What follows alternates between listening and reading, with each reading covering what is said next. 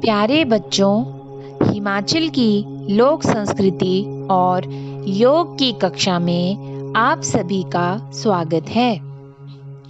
आज हम कक्षा छठी का अध्याय 11 योग के आहार भाग 1 पढ़ेंगे। बच्चों, आप अपनी किताब निकाल लें और वीडियो के साथ साथ ध्यान से किताब में देखें। शिक्षक कहते हैं बच्चों, पिछले पाठ में आपको योगासन करने के कुछ नियम बताए गए थे। क्या आप सभी को वे नियम याद हो गए हैं जो आसनों के करने से पहले जरूरी हैं? शिक्षक बच्चों को पूछते हैं कि बच्चों, पिछले पाठ में हमने जो योगासन करने के कुछ नियम सीखे थे, क्या आप सभी को वो नियम याद हो गए हैं? सभी विद्यार्थी हाँ गुरुजी। एक विद्यार्थी कहता है, गुरुजी, योगाभ्यासी का क्या कोई निश्चित आहार होता है कि क्या खाएं और क्या ना खाएं? एक विद्यार्थी गुरुजी को पूछता है कि जो योग करते हैं क्या उनके लिए कोई निश्चित आहार है कि उन्हें क्या खाना और क्या नहीं खाना चाहिए? तब शिक्षक कहते हैं, बहुत अच्छा, अति उत्तम तथा बहुत ही महत्वपूर्ण प्रश्न आपने पूछा है। योग में आहार का अत्यधिक महत्व है। गीता में भी भगवान कृष्ण ने कहा है कि उपयुक्त आहार किए बिना योगाभ्यास लाभदायक नहीं होता। बच्चों, आहार मुख्यतः 3 प्रकार का होता है: तामसिक, राजसिक, सात्विक। क्या आप जानते हैं कि आहार से ही हमारा शरीर हृष्ट-पुष्ट होता है और शरीर का संतुलित विकास होता है? यह हमें रोगों से लड़ने की शक्ति प्रदान करता है। भोजन के विषय में यहाँ तक भी कहा गया है, जैसा खाए अन्न वैसा होवे मन। बच्चों, गीता में भी भगवान कृष्ण ने कहा है कि उपयुक्त आहार हमारे योगा अभ्यास के लिए बहुत लाभदायक होता है। आहार 3 प्रकार का बताया गया है: तामसिक, राजसिक और सात्विक।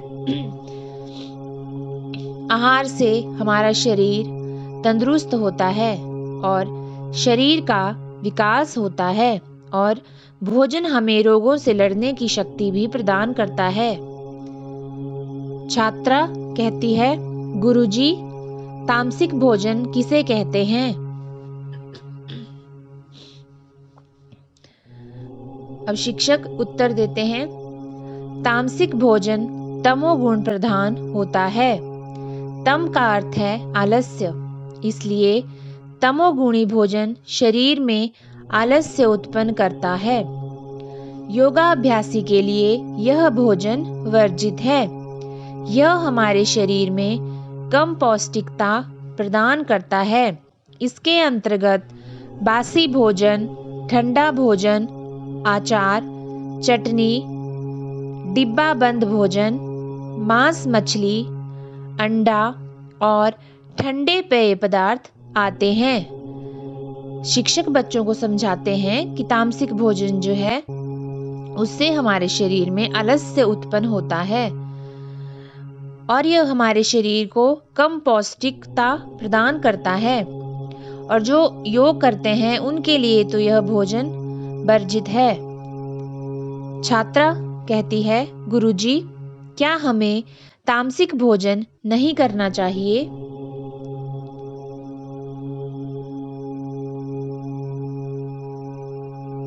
शिक्षक कहते हैं, जहां तक हो सके हमें तामसिक भोजन से परहेज करना चाहिए। दूसरा विद्यार्थी, गुरुजी, राजसिक भोजन किसे कहते हैं? शिक्षक कहते हैं, जैसा कि इसके नाम से ही स्पष्ट होता है कि राजाओं जैसा भोजन राजसिक भोजन कहलाता है। इस भोजन में विविध व्यंजन आते हैं। इसमें राजाओं द्वारा खाए जाने वाले 56 व्यंजनों का वर्णन आता है। इस भोजन को बनाने में विविध प्रकार के मसालों का उपयोग किया जाता है। शिक्षक समझा रहे हैं कि राजसिक भोजन कैसा भोजन होता है। इस भोजन में 56 व्यंजनों का वर्णन आता है और इस भोजन को बनाने में बहुत सारे मसालों का उपयोग किया जाता है। भोजन को तेल में भूनकर या तलकर बनाया जाता है। यह भोजन अत्यंत स्वादिष्ट व गरिष्ठ होता है। यह पचाने में कठिन होता है।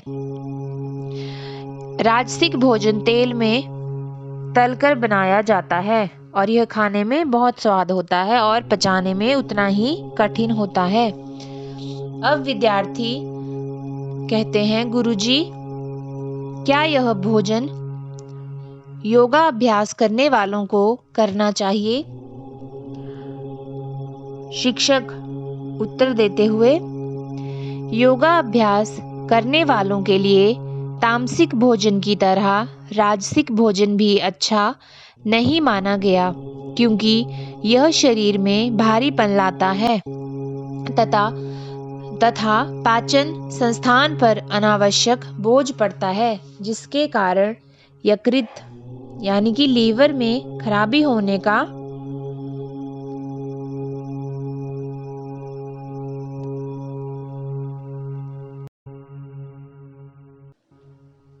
भय बना रहता है।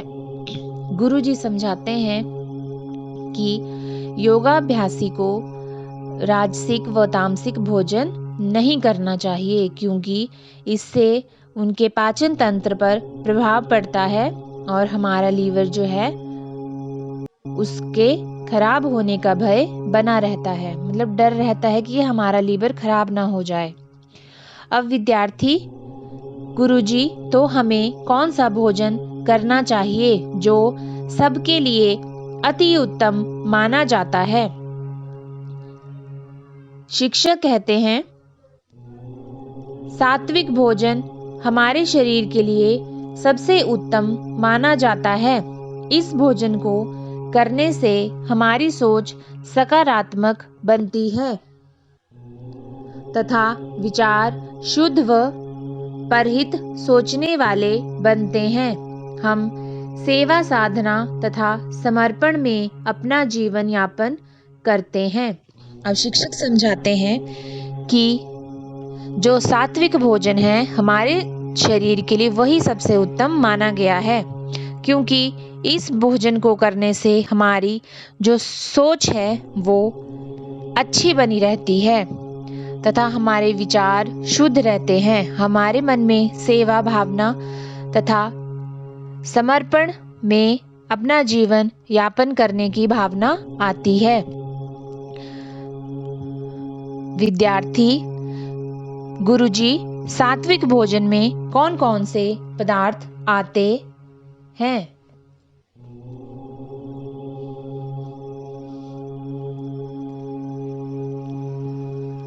जिनका सेवन हमारे लिए अति उपयोगी माना जाता है। अब शिक्षक बच्चों को बताते हैं, सात्विक भोजन के अंतर्गत मौसमी फल, हरी सब्जियां व तरकारियां आती हैं। मौसमी होने के कारण यह पौष्टिक भी होती है तथा सस्ती भी। इसके अतिरिक्त दूध, दही, घी, मक्खन, पनीर, मट्ठा यानी कि छाछ इत्यादि आते हैं। शिक्षक बता रहे हैं कि सात्विक भोजन के अंतर्गत मौसमी फल जो जैसा मौसम है उस मौसम में मिलते हैं, हरी सब्जियां, दूध, दही, घी, मक्खन, पनीर, छाछ आदि सात्विक भोजन में आते हैं। विद्यार्थी पूछते हैं, गुरुजी क्या सब्जियों का सूप भी सात्विक भोजन के अंतर्गत आता है? तो शिक्षक कहते हैं, हाँ, सब्जियों का सूप, फलों का रस, हरी पत्तेदार सब्जियां और दलिया भी इसी भोजन के अंतर्गत आते हैं। इसके अतिरिक्त सभी प्रकार की दालें व अनाज भी इसमें शामिल है। भोजन को जितना हो सके प्राकृतिक रूप में बनाया जाए। भोजन को अत्यधिक तलना तथा भूनना नहीं चाहिए, क्योंकि ज़्यादा तलने और भूनने से भोजन में जो विद्यमान तत्व होते हैं वो नष्ट हो जाते हैं। विद्यार्थी पूछते हैं, गुरुजी दलिया कैसे बनाया जाता है? अब शिक्षक जो है वो विद्यार्थियों को दलिया बनाने की विधि बता रहे हैं। शिक्षक कहते हैं, दलिये में गेहूं, मूंग, सोयाबीन, काला चना बराबर मात्रा में पीसकर हल्का सा देसी घी का छोंका लगाकर बनाया जाता है।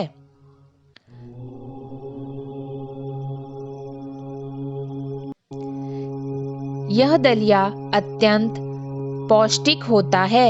यह हमारी स्मरण शक्ति को बढ़ाता है तथा शरीर के सभी संस्थानों को प्रभावित करता है। विशेषतया पाचन संस्थान को सशक्त करता है। दलिया जो है वो बहुत पौष्टिक होता है और हमारी याद करने की क्षमता को बढ़ाता है तथा जो हमारे शरीर के सभी अंग हैं उनको प्रभावित करता है तथा हमारे जो पाचन संस्थान है उसको मजबूत बनाता है ताकि हमारा पाचन संस्थान ढंग से काम कर सके।